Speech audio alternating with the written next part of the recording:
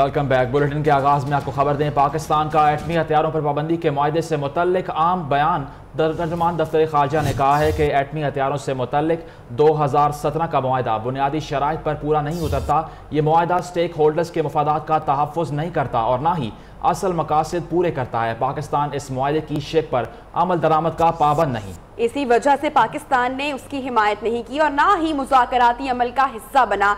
एटमी हथियारों पर पाबंदी के हवाले से नतीजा खेज, गैर इम्तियाजी और काबिल तस्दीक मामलात की ज़रूरत है। मजीद बात करेंगे, हमारे नुमाइंदे सरदार शिराज हमारे साथ मौजूद हैं। सरदार शिराज बताएगा मजीद क्या कहना था तर्जुमान दफ्तर खारजा का इस मुआहदे से मुताल्लिक। जी, एटमी हथियारों पर पाबंदी के हवाले से आज दफ्तर खारजा ने एक पॉलिसी बयान जारी की है जिसमें ये कहा गया है कि पाकिस्तान एटमी हथियारों से पाक दुनिया के लिए पुरअज़्म है। ताहम ये माहिदा आलमी सतह पर इत्तफ़ाक़ राय और तमाम रियासतों के लिए काबिल कबूल होना चाहिए। उन्होंने 2017 में तैयार किए गए ऐसे ही एक माहिदे के फ्रेमवर्क पर तहफ़्फ़ुज़ात का इज़हार करते हुए कहा कि ये माहिदा तमाम रियासतों और तमाम जो फ़रीक़ैन हैं उनकी ज़रूरियात पूरी करता है और ना ही उनके जो तहफ़्फ़ुज़ात हैं उसको दूर करने के लिए इसमें कोई अहलियत और सलाहियत मौजूद है। इसलिए एक बैनुल-अक़वामी कॉन्फ्रेंस बुलाई जाए जो जिनेवा में हो सकती है, जिसमें तमाम फ़रीक़ैन मिलकर इत्तफ़ाक़ राय से एक माहिदा तैयार करें और उसके ऊपर अमल किया जाए। बयान में ये भी कहा गया है कि 1978 में अक़वाम मुत्तहिदा ने खुद तमाम रुकन ममालिक से ये कहा था कि वो अपनी दफ़ाई ज़रूरियात के लिए कम से कम दफ़ाई सलाहियत रख सकते हैं और ये है उस वक्त तक ज़रूरी है जब तक पूरी दुनिया में। सरदार शिराज बताइएगा, इस मुआहदे की तफसीलात क्या सामने आई हैं? जो 2017 में जो माहिदा तजवीज़ किया गया है उस माहिदे में जो इम्तियाजी कवानीन है उनको ख़त्म नहीं किया गया। मतलब पाकिस्तान का ये मौक़िफ़ है कि जो NPT के रुकन ममालिक हैं उनको और जो नॉन NPT ममालिक हैं उनको एक साथ में खड़ा नहीं किया जा सकता। जैसे हाल ही में जो न्यूक्लियर सप्लायर ग्रुप के हवाले से जो पाकिस्तान के जो इतराज़ात थे भारत पे, ये भारत भी NPT का मेंबर नहीं है लेकिन उसको जो है न्यूक्लियर सप्लायर। ठीक है, सरदार शिराज अपडेट कर रहे थे इस्लामाबाद से, आपका शुक्रिया। मुस्लिम लीग नून के कायद नवाज शरीफ की इस्लामाबाद से लाहौर रैली के रूट को हतमी शक्ल दे दी गई है। साबिक वज़ीर आज़म बुध की सुबह 9 बजे पंजाब हाउस से डी चौक के लिए रवाना होंगे। नवाज शरीफ का काफिला ब्लू एरिया से होता हुआ 0 पॉइंट पहुंचेगा। 0 पॉइंट पर मुख्तलिफ इलाकों से आने वाली रैलियां भी काफिले में शामिल हो जाएंगी और नवाज शरीफ फैजाबाद पर कारकुनान से खिताब करेंगे और जिला कचहरी रावलपिंडी पर मुकामी क़यादत काफिले का इस्तकबाल भी करेगी। तफसीलात जानते हैं मोहम्मद अवैस से। अवैस, अपडेट कीजिएगा, क्या तैयारियां की गई हैं नून लीग के कारकुनान की जानिब से? जी बिल्कुल, साबिक वज़ीर आज़म नवाज शरीफ की ज़ेर सदारत होने वाले इजलास, मुशावरती इजलास में रूट को हतमी शक्ल दे दी गई है। बुध के रोज़ लाहौर जाने का जो रूट है वो तय कर लिया गया है। बुध के रोज़ सुबह 9 बजे डी चौक से साबिक वज़ीर आज़म नवाज शरीफ की क़यादत में काफिला लाहौर के लिए रवाना होगा। काफिला ब्लू एरिया से होते हुए 0 पॉइंट पहुंचेगा। फैज़ाबाद पर रावलपिंडी की मुकामी क़यादत काफिले का इस्तकबाल करेगी। फैज़ाबाद से काफिला मरी रोड से होता हुआ सदर पहुंचेगा। इस्लामाबाद कारकुनान को डी चौक जमा होने की हदायत जारी कर दी गई है। डी चौक से साबिक वज़ीर आज़म नवाज शरीफ रैली की क़यादत करेंगे। डी चौक से कारकुनान के साथ 0 पॉइंट तक मुकाम दीगर जो रैलियाँ हैं वो शिरकत करेंगी, शरीक होंगी, जबकि रैलियों का इस्तकबाल फैज़ाबाद और कचहरी चौक में किया जाएगा। जबकि फैज़ाबाद के मुकाम पर साबिक वज़ीर आज़म नवाज शरीफ कारकुनान से खिताब भी करेंगे। जी ठीक है, बहुत शुक्रिया। मोहम्मद अवैस अपडेट कर रहे थे इस्लामाबाद से।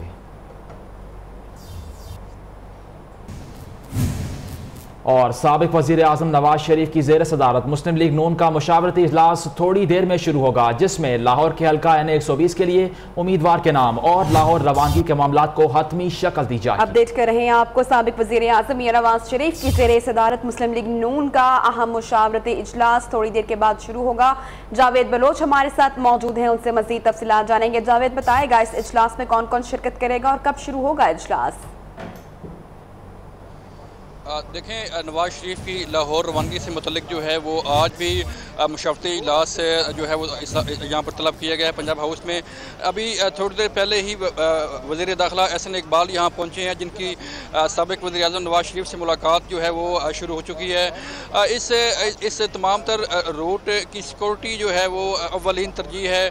कहाँ कहाँ इस्तकबाल होगा नवाज शरीफ का और कहाँ कहाँ पड़ा होगा और कहाँ कहाँ खिताब किया जाएगा नवाज शरीफ की तरफ से, ये वो तमाम तफसीलात हैं जो आज के इस इजलास में जो है वो तय होनी है। इसके साथ साथ NA 120 के लिए उम्मीदवार कौन होगा, किस उम्मीदवार को वहाँ से खड़ा किया जाए, आया शहबाज शरीफ को वहाँ से इलेक्शन लड़ना चाहिए या किसी और उम्मीदवार को टिकट दी जाए तहरीक इंसाफ और दीगर जमातों के मुकाबले के लिए, ये भी वो सवालात हैं जिनको आज जो है वो तय कर लिया जाएगा।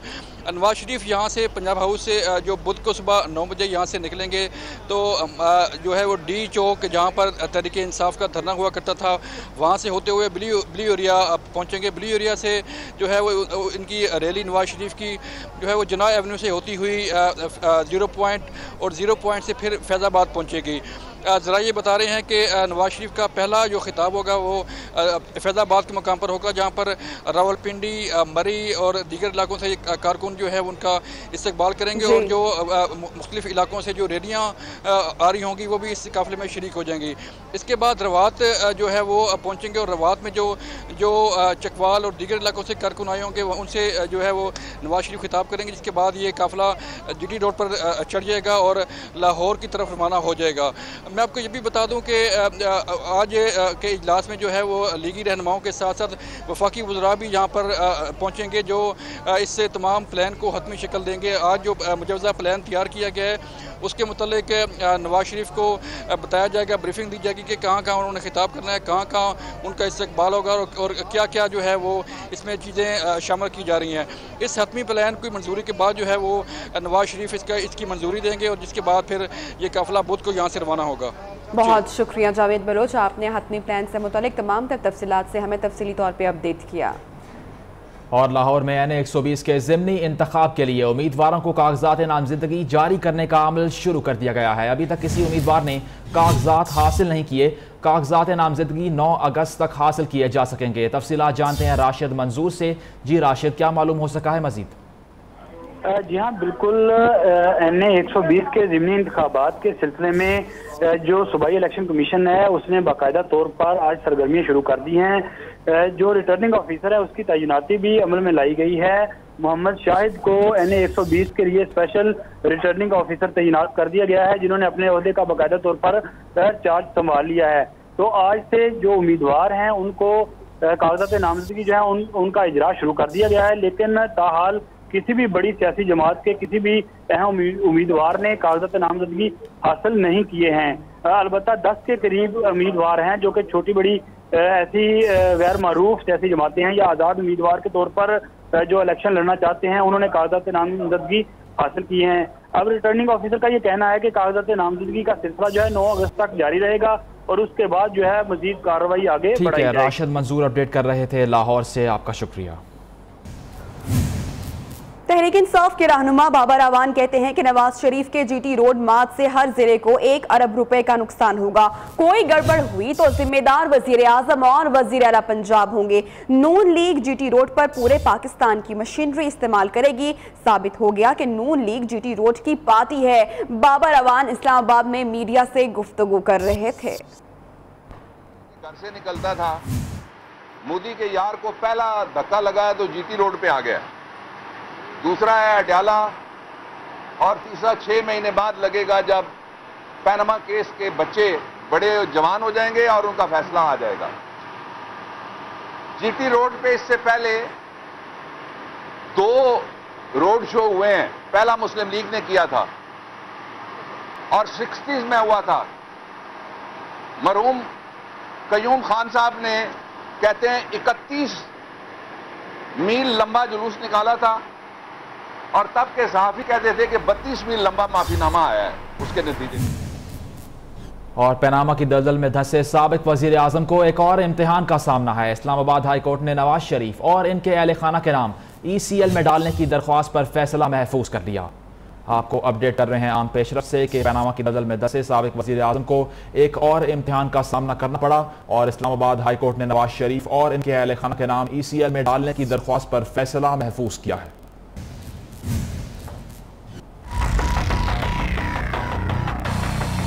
इस्लामाबाद हाई कोर्ट में नवाज शरीफ और इनके अहले खाना के नाम ECL में डालने की दरख्वास्त, अदालत ने फैसला महफूज कर लिया। दरख्वास्त गुजार का मौक़िफ़ है कि नवाज शरीफ, मरियम नवाज, हुसैन नवाज, हसन नवाज, कैप्टन रिटायर्ड सफदर और इसहाक डार बैरून मुल्क गए तो वापस नहीं आएंगे। सुप्रीम कोर्ट ने इनके खिलाफ रेफरेंस दायर करने का हुक्म दे रखा है, लिहाजा इनका नाम ECL में डाला जाए और इनके जायदाद की खरीदो फरोख्त पर पाबंदी आयद की जाए। जस्टिस आमिर फारूक पर मुश्तमिल सिंगल बेंच ने दरख्वास्त की समाअत की और दलाइल सुनने के बाद फैसला महफूज कर लिया। शरीफ खानदान की तीसरी नस्ल भी सियासत में आ गई। नवाज शरीफ का पोता सऊदी अरब में सोशल मीडिया टीम का कोऑर्डिनेटर मुकर्रर, जबकि ज़ैद हुसैन नवाज की तकर्री का नोटिफिकेशन भी जारी कर दिया गया है। मुस्लिम लीग नून यूथ विंग के सदर कैप्टन रिटायर्ड सफदर ने ये नोटिफिकेशन जारी किया है। अपडेट कर रहे हैं आपको, शरीफ खानदान की तीसरी नस्ल भी सियासत में आ गई। नवाज शरीफ का पोता सऊदी अरब में सोशल मीडिया टीम का कोऑर्डिनेटर मुकर्रर कर दिया गया है। ज़ैद हुसैन नवाज की तकर्री का नोटिफिकेशन भी जारी कर दिया गया है। पाकिस्तान अवामी तहरीक के सरबराह ताहिरुल कादरी कल आ रहे हैं। लाहौर के नासिर बाग में जलसे से खिताब करेंगे। अवामी तहरीक ने अपोजिशन जमातों को जलसे की दावत दे दी है। शेख रशीद ने आने की यकीन दहानी करा दी। तहरीक इंसाफ, पीपल्स पार्टी, काफ लीग और दीगर हम ख्याल सियासी और मजहबी जमातों के रहनुमा भी इसमें शिरकत करेंगे। मजीद बात करेंगे हमारे रिपोर्टर जुबैर साजिद ढिल्लों से। जुबैर साजिद बताएगा, ताहिरुल कादरी कल आ रही हैं, इस हवाले से क्या तैयारियां की जा रही हैं? जी बिल्कुल नबीहा, सरबराह अवामी तहरीक डॉक्टर ताहिरुल कादरी कल सुबह लाहौर पहुंचेंगे। उसके बाद रैली की शक्ल में वो नासिर बाग पहुंचेंगे, वहाँ एक अवामी इज्तिमा से खिताब भी करेंगे। इस हवाले से अवामी तहरीक ने जितनी भी अपोजिशन हम ख्याल सियासी जमातें, मजहबी जमातें हैं, उनको दावतनामे भिजवा दिए हैं। उसमें से जो शेख रशीद अहमद हैं, उन्होंने उनके जलसे में आने की यकीन दहानी कराई है। उसके अलावा तहरीक इंसाफ, पाकिस्तान पीपल्स पार्टी, काफ लीग और दीगर हम ख्याल सियासी मजहबी जमातों के रहनुमाओं ने यकीन दहानी करवाई है वो ताहिरुल कादरी के जलसे में आएंगे। उसके बाद डॉक्टर ताहिरुल कादरी खिताब के बाद दाता दरबार हाजिरी देकर अपनी रहायश का मॉडल टाउन रवाना हो जाएंगे। बहुत शुक्रिया आपका जुबैर साजिद। और आइंदा इलेक्शन नए कानून के तहत कराने के लिए इंतखाबी इस्लाहात बिल 2017 आज कौमी असम्बली में पेश किया जाएगा। 8 मुख्तलिफ कवानीन के साथ नई तजावीज़ भी शामिल कर ली गई। आयशा गुल अली के मामले पर खसूसी कमेटी का क़याम भी मुतवक्किल है। इंतखाबी इस्लाहात तरमीम बिल 2017 तैयार। वफाकी वजीर कानून जाहिद हामिद आज कौमी असम्बली में पेश करेंगे। इंतखाबी इस्लाहात बिल 2017 में 8 मुख्तलिफ कवानीन को शामिल करने के अलावा नई तजावीज़ भी शामिल की हैं, जिनमें इंतखाबी फहरिस्तों की तैयारी, इंतखाबी हल्काबंदियों और कागजात नामजदगी को आसान बनाना, पोलिंग स्टेशनों पर निगरानी के लिए कैमरों की तनसीब, खवातीन वोटर्स की शमूलियत, इंतखाबी अमले के इख्तियारात, इंतखाबी उज़रदारियों को जल्द निपटाने और इंतखाबी कवायदो ज़वाबत पर अमल दरामद को यकीनी बनाना है। 2013 के इंतखाबात में धांधली के इल्जामात के बाद 2014 में वजीर खजाना की सदारत में इंतखाबी कवानीन में तरामीम के लिए एक कमेटी तश्कील दी थी। असम्बली से मंजूर होने के बाद आइंदा इंतखाबात नए कानून के तहत करवाए जाएंगे। खैबर पख्तूनख्वा में तहरीक इंसाफ के लिए एक नई परेशानी। PTI के मुनहरिफ रुकने असम्बली ज़ियाउल्लाह अफरीदी ने वज़ीर आला परवेज खट्टर की नाअहली के लिए असम्बली सेक्रेटेरिएट में तहरीक इल्तवा जमा करा दी। करारदाद में कहा गया है कि परवेज खट्टर ने हॉर्स ट्रेडिंग का एतराफ़ किया है, कार्रवाई की जाए। बात करेंगे हमारे नुमाइंदे लिहाज अली से। लिहाज अली बताएगा इस हवाले से। असम्बली में तहरीक इंसाफ के मुनहरिफ रुकनी सूबाई असम्बली और साबिक सूबाई वजीर मादनियात ज़ियाउल्लाह अफरीदी ने वजीर आला परवेज खट्टर के खिलाफ एक तहरीकी इल्तवा जमा की है, जिसमें मौक़िफ़ अपनाया गया है कि वजीर आला परवेज खट्टर ने खुद हॉर्स ट्रेडिंग का एतराफ़ किया है, इसलिए उसको इस ओहदे से नाअहल करार दिया जाए। मैं आपको ये बताता चलूँ कि तहरीक इंसाफ के मुनहरिफ रुकनी सूबाई असम्बली ज़ियाउल्लाह अफरीदी पहले ही 2 तहरीक इल्तवा सूबाई असम्बली में जमा करा चुके हैं। वज़ीर आला परवेज खट्टर ने बयान दिया था कि उनको 75 अराकीन की हिमायत हासिल है, जबकि खैबर पख्तूनख्वा असम्बली में इस वक्त उनको 68 अराकीन की हिमायत हासिल है। उनका ज़ियाउल्लाह अफरीदी का कहना है कि वज़ीर आला परवेज खट्टर जो है वो हॉर्स ट्रेडिंग कर रहे हैं और दीगर अराकीन असम्बली को अपने साथ मिला रहे हैं। बहुत शुक्रिया लिहाज अली, आपने हमें अपडेट किया। और दूसरी जानिब पाकिस्तान तहरीक इंसाफ के चेयरमैन इमरान खान ने नथिया गली में पार्टी कारकुनान और सयाहों से मुलाकात की और इमरान खान ने कहा कि सारे नबियों ने जुल्म का मुकाबला किया और इसकी तालीम दी। इंसान मुआशरे में इंसाफ के लिए लड़ता है। आपको अपडेट कर रहे हैं चेयरमैन तहरीक इंसाफ के हवाले से। मजीद उन्होंने क्या कहा, यह जानने के लिए हमने रब्ता किया है शहबाज अहमद से। जी शहबाज, अपडेट कीजिएगा।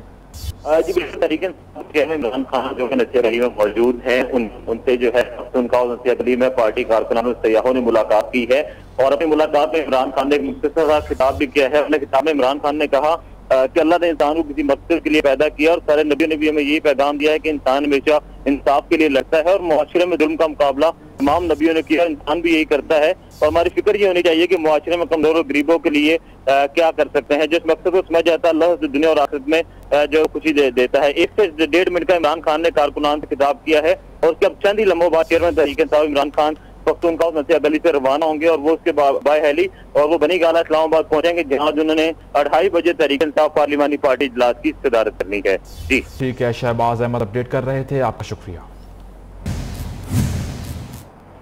Chief justice Sindh high court का सूबाई वजीर कानून ज़ियाउल हसन से बरहमी का इजहार। रिमार्क्स में कहा कि नैब से ताउन नहीं करेंगे तो जमानत खारिज कर दी जाएगी। अदालत ने करप्शन और इख्तियारात के नाजायज इस्तेमाल केस में सूबाई वजीर को नैब में बयान रिकॉर्ड करवाने का हुक्म दे दिया। सिंध हाई कोर्ट में सूबाई वजीर कानून ज़ियाउल हसन लंजार की दरख्वास्त जमानत पर समाअत। दौरान समाअत नैब प्रोसिक्यूटर ने मौक़िफ़ इख्तियार किया कि ज़ियाउल हसन लंजार तफ्तीश में ताउन नहीं कर रहे। बार बार तलबी के बावजूद करप्शन के इल्जामात की तहकीकात के दौरान पेश नहीं हुए। Chief justice Sindh high court ने ज़ियाउल हसन लंजार से बरहमी का इजहार करते हुए रिमार्क्स दिए कि नैब से ताउन नहीं करेंगे तो आपकी अबूरी जमानत मनसूख कर दी जाएगी। अदालत ने सूबाई वजीर को नैब में बयान रिकॉर्ड कराने का हुक्म देते हुए नैब से 3 हफ्तों में पेश रफ्त रिपोर्ट तलब कर ली। मजीद खबरें इस ब्रेक के बाद, हमारे साथ रहिए।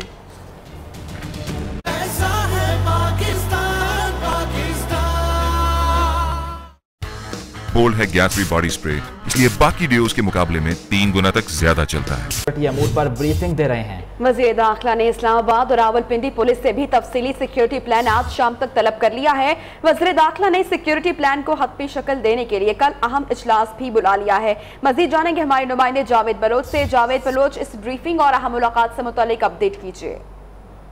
देखिए, वज़ीर दाखिला एहसन इकबाल अभी थोड़ी देर पहले ही पहुंचे हैं पंजाब हाउस में, जहां पर उनकी सबक वज़ीर आज़म नवाज शरीफ से मुलाकात शुरू हो चुकी है। जराये बता रहे हैं कि इस मुलाकात में वज़ीर दाखिला नवाज शरीफ की जो रैली है इस्लामाबाद से लाहौर की रवानगी के लिए, उसकी सिक्योरिटी के मुतालिक जो है उन्हें ब्रीफ कर रहे हैं कि उन्होंने अब तक जो है वो क्या क्या इंतजाम किए हैं और क्या क्या इंतजाम करने जा रहे हैं। इसके साथ साथ वज़ीर दाखिला ने आज शाम तक इस्लामाबाद पुलिस, IG पुलिस और रावलपिंडी पुलिस से जो है वो तफसीली सिक्योरिटी प्लान भी तलब किया है और उन्हें हिदायत की है कि वो तफसीली जो है वो सिक्योरिटी प्लान तरतीब देकर आज शाम तक भिजवाएं, जबकि कल इसको हतमी शक्ल देने के लिए अहम इजलास भी तलब किया गया है। ठीक है, जावेद बलोच अपडेट कर रहे थे, आपका शुक्रिया। इंसानियत की खिदमत का हलफ उठाने वालों ने अपना वादा भुला दिया। नाम नेहाद मसीहाओं की हड़ताल आज भी जारी है। अस्पतालों में मरीजों का कोई पुरसाने हाल नहीं। महकमा सेहत ने हड़तालियों को फारिग करना शुरू कर दिया। डॉक्टर्स की कमी पूरी करने के लिए भर्ती का अमल भी जारी है।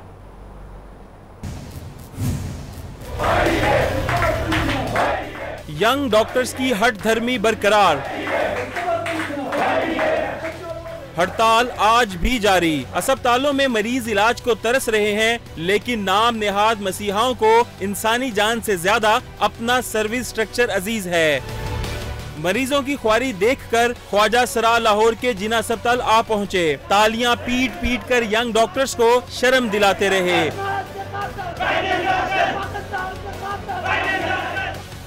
फैसलाबाद में भी मरीजों का बुरा हाल है। अलाइड अस्पताल में डॉक्टर नहीं तो सिविल अस्पताल में अद्वियात नायाब हैं। ये हड़ताल तो हो भी ना हो, ये वैसे भी नहीं सुनते, किसी की वैसे भी नहीं सुनते। ये जो आज हाल है ये 10-7 दिन के बाद भी आ जाए, ये ऐसे ही होगा। महकमा सेहत ने इंसानियत का मजाक उड़ाने वालों को सबक सिखाने की ठान ली। 60 से ज्यादा हड़ताली डॉक्टरों को घर भिजवा दिया। नए डॉक्टरों की भर्ती जारी है और चंद रोज में डॉक्टरों की कमी को पूरा कर लिया जाएगा। और महकमा सेहत पंजाब ने यंग डॉक्टर्स के एहतजाज का तोड़ निकाल लिया है। बरतर डॉक्टर्स की जगह नए डॉक्टर्स की भर्ती का सिलसिला जारी है और अब तक 74 डॉक्टर्स की मुलाजमतों से फारिग कर दिया गया है। जबकि जिन्ना अस्पताल में यंग डॉक्टर्स के सीनियर रहनुमा डॉक्टर शब्बीर और सर्विसेज अस्पताल के यंग डॉक्टर्स के सदर डॉक्टर महमूदुल हसन को भी महकमा सेहत प्राइमरी एंड सेकेंडरी रिपोर्ट करने की हिदायत जारी की गई हैं। जिन्ना अस्पताल यंग डॉक्टर्स के ज्वाइंट सेक्रेटरी डॉक्टर हम्माद को भी बरतरफ कर दिया गया। इस हवाले से मजीद बात करेंगे हमारे नुमाइंदे मियां नवीद हमारे साथ मौजूद है। मियां नवीद बताएगा, बरतरफ जो डॉक्टर्स किए गए हैं उनकी जगह नए डॉक्टर्स तैनात किए जा रहे हैं, लेकिन मुतालबात पूरे नहीं किए जा रहे। इस हवाले से हमें अपडेट कीजिएगा।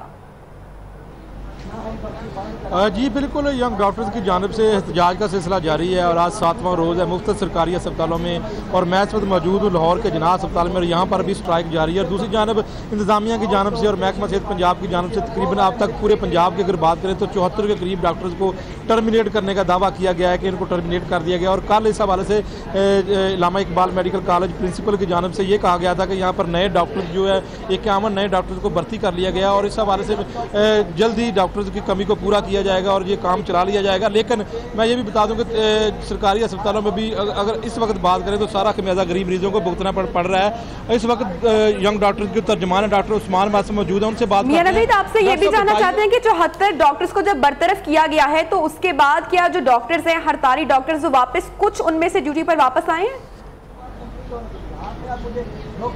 जी बिल्कुल, जो जिन डॉक्टरों को बरतरफ किया गया है वो अभी तक सरकारी अस्पतालों में ही मौजूद हैं। वो अपना एहतजाज कर रहे हैं। उनका ये कहना है कि वो अपने एहतजाज का सिलसिला जारी रखेंगे। उनका फौरी तौर पर ये मुतालबा है कि उनको बहाल किया जाए। यहाँ पर यंग डॉक्टर से भी बात करते हैं, उनके तर्जुमान डॉक्टर उस्मान मौजूद हैं, उनसे बात करते हैं। डॉक्टर साहब बताइएगा कि आपके मुतालबात जायज़ होंगे, आप अपने मुतालबात के लिए लड़ रहे हैं, लेकिन ये गरीब मरीज़ यहाँ पर जो आते हैं इनका कोई कसूर बता दें आप। मियां साहब देखें, जब हम स्ट्राइक पे नहीं भी होते तो आप देखिए अस्पताल के हालात क्या हैं। एक बेड पे 4 मरीज़ हैं, एक ऑक्सीजन पोर्ट जिससे एक मरीज़ को ऑक्सीजन मिलनी चाहिए उससे 4 मरीज। वो आपकी बात ठीक है, वो आपकी बिल्कुल बात ठीक है, वो आपकी बात ठीक है, लेकिन जो लोग बेचारे आ जाए हैं मियां साहब, हम इन हालात में कैसे काम करें कि हम इंसान नहीं, हमारे दिलों में दर्द नहीं है इंसानियत के लिए। अब हम क्या इन हालात में काम करना पॉसिबल ही नहीं है जिन हालात में हमारे से काम। अहमदपुर शर्किया का इंसिडेंट देख लें, मुज़ाकरात का सिलसिला कोई हुआ अभी दोबारा?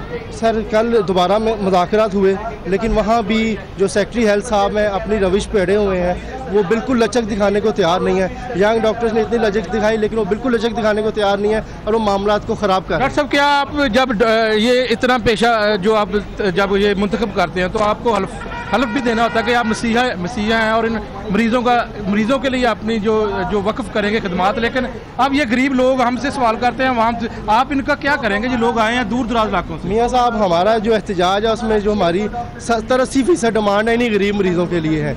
जब ये हमारे पास आते हैं हमने, लेकिन ये भी कहा जाता है कि आप सियासत करते हैं इन मरीजों के नाम पर। नहीं मियां साहब, ऐसा कुछ नहीं है। हम भी इंसान हैं, हमारे दिल में भी दर्द है इन लोगों के लिए और बहुत ज़्यादा ये सियासतदानों और सेक्रेटरी और ब्यूरोक्रेट से बहुत ज़्यादा हम इनके करीब रहते हैं और हमें इनके मसाइल का भी पता है और हम इनके साथ हैं। जी बिल्कुल, यहाँ पर यही यंग डॉक्टर्स का कहना है कि वो उनके जो उनके मुतालबात हैं, उनका बेसिकली जो मुतालबात हैं वो वाम के मुतालबात हैं। सड़कें तो हुकूमत बना रही है लेकिन दूसरी जानब अस्पतालों में वो काम नहीं कर रही। दूसरी जानब यहाँ पर ये भी बता दूँ कि आज यहाँ पर ख्वाजा सराह की जानिब से भी एहतजाज किया गया है। उनके मुताबिक उनका ये कहना है कि उनका मरीज था उसको दाखिल नहीं। डॉक्टर्स के एहतजाज का तोड़ निकाल लिया है। अब तक 74 डॉक्टर्स को बरतरफ कर दिया गया है। मियां नवीद, बहुत शुक्रिया, आप हमें अपडेट कर रहे थे।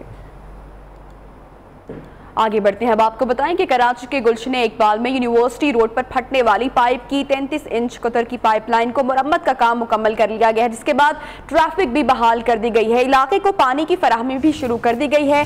मजीद जानेंगे हमारे नुमाइंदे आसिम अशरफ से। आसिम अशरफ बताएगा, मुरम्मत का काम मुकम्मल हो चुका? जी बिल्कुल, मैं इस वक्त यूनिवर्सिटी रोड पे मौजूद हूं जहां पे कुछ देर कबल जो है वो वाटर बोर्ड की 33 इंच कतर की जो है वो पाइपलाइन फट गई थी। वाटर बोर्ड तर्जुमान के मुताबिक जो है वो फौरी तौर पर इत्तला मिलते ही यहां पर जो है वो अमला पहुंचा था।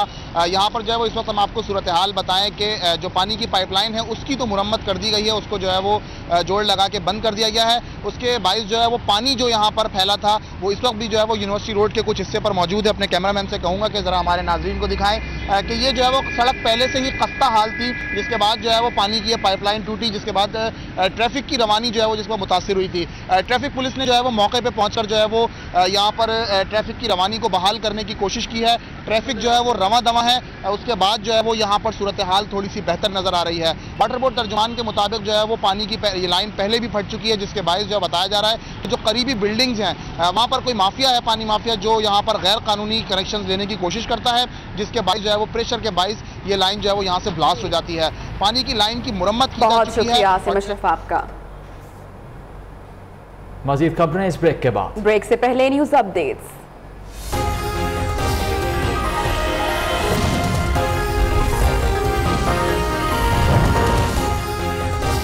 एटमी हथियारों से मुताल्लिक 2017 का मुआहदा बुनियादी शराइत पर पूरा नहीं उतरता।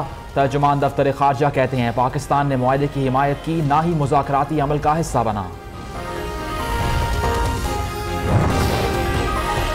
पंजाब हाउस इस्लामाबाद में सियासी सरगर्मियां अरूज पर। मुस्लिम लीग नून का मशावरती इजलास कुछ देर में शुरू होगा। नवाज शरीफ की लाहौर रवानगी से मुताल्लिक प्लान को हतमी शक्ल दी जाएगी।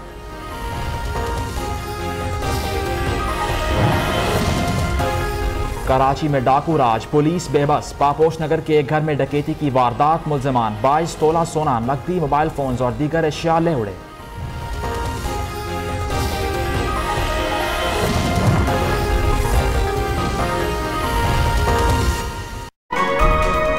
पाकिस्तान तहरीक इंसाफ के रहनुमा मुराद सईद ने नया पेंडोरा बॉक्स खोल दिया। कहते हैं क्या रेहाम खान कुरान पर हाथ रखकर ये बताएंगी कि वो दौरा सवात के दौरान निजी होटल में किस किस से मुलाकात करती रहीं। सवात में जेर इस्तेमाल गाड़ी किसकी थी ये भी पूछा। किस कॉपी सवात के दौरे पे आपके साथ रहा। इसके बाद भी क्या ये कहना दुरुस्त है कि आपका अमीर मकाम से राब्ता नहीं हुआ। सवाल करना चाहता हूँ, क्या आप कुरान पे हाथ रख के ये बताना पसंद फरमाएगी कि सीरीना होटल में आपकी किस किस के साथ मुलाकातें हुई थी। आपके जेर इस्तेमाल वहां पे जो गाड़ी थी स्वात के अंदर वो किसकी थी। आपके लिए जो दावतें हुई वो दावतें क्या किसी जुमात के अहम रहनुमाओं और उनके ओहदेदारों के घर नहीं थी। और किसका पीए था जो आपके विजिट के दौरान आपके साथ रहा। तो यही सवाल है, क्या इसके बाद भी आप ये कहेगी कि अमीर मकाम और नूर के साथ आपका कोई रिश्ता, कोई राब्ता, कोई ताल्लुक नहीं है। क्या इसके बाद भी आप कहेगी कि कोई सियासी अज़ायम और इसके पीछे कोई साजिश है। तहरीक इंसाफ के खिलाड़ियों का जुनून सर चढ़कर बोलने लगा। समंदर की गहराई में तहरीक इंसाफ का झंडा लहरा दिया। जी हां, जद्दा के साहिल पर कप्तान के दीवानों ने अनोखा काम कर दिखाया। अपने पैगाम में तहरीक इंसाफ के वर्कर्स ने कहा कि वो तहरीक इंसाफ का परचम पाकिस्तान के बेहतर मुस्तकबिल और तब्दीली की अलामत है। कारकुनान का जज्बा बेमिसाल है। मजीद खबरें इस ब्रेक के बाद। हमारे साथ रहिए।